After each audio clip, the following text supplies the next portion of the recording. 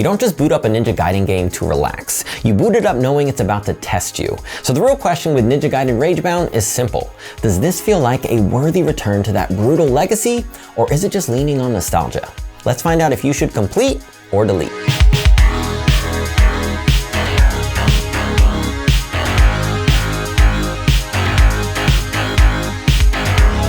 Right away, Ragebound makes its identity clear. This is a side-scrolling action game built in that classic retro mold.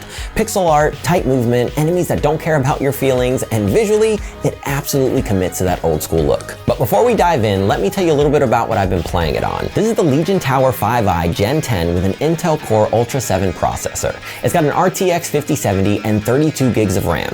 All right, let's get into it. The art style is clean, sharp pixel work, readable enemies, and smooth animations. It feels polished, but if I'm being honest, I kinda wish they pushed it a little further.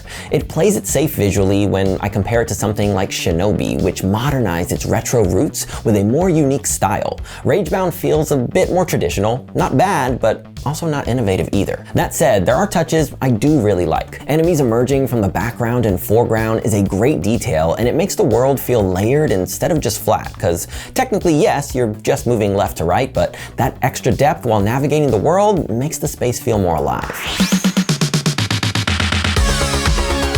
But none of that matters if the gameplay doesn't land, and thankfully, it does. Movement feels tight, jumps are precise, and combat has weight and respects that old Ninja Gaiden philosophy of you messed up and that's on you. Because when you die, and you will die a lot, it rarely feels random. There's some really solid platforming, enemy placement, and areas that demand you pay attention. And then there are those checkpoints, which can be punishing. If you don't reach the next checkpoint and you die, you're doing that section again. No shortcuts, no mercy.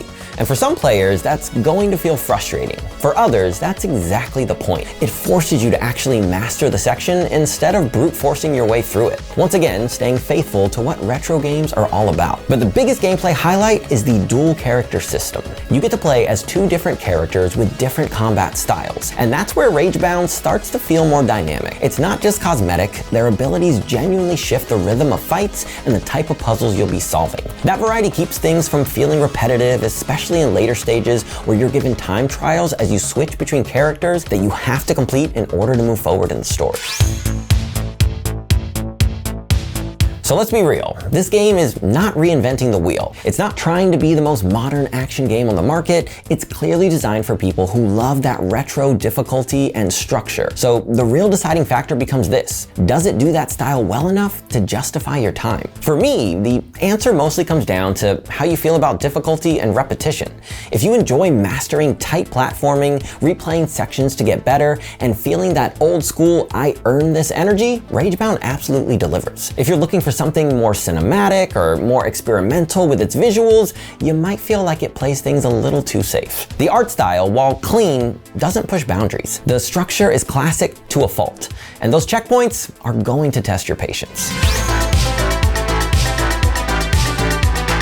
So where do I land? For me, this is one I will be completing because it understands what it is, executes it well, and delivers that satisfying, punishing action loop that the franchise is known for. So if you grew up on brutal side-scrollers and missed that feeling, you're gonna wanna see this one through. But now it's your turn. Are you jumping into Ragebound, or are you deleting it before it deletes your patience? Let me know your thoughts down below, and while you're there, if you enjoyed what you saw, hit that like button and subscribe to stay up to date. And if you wanna learn more about the Legion Tower 5i, check out the link in our description. Until next time.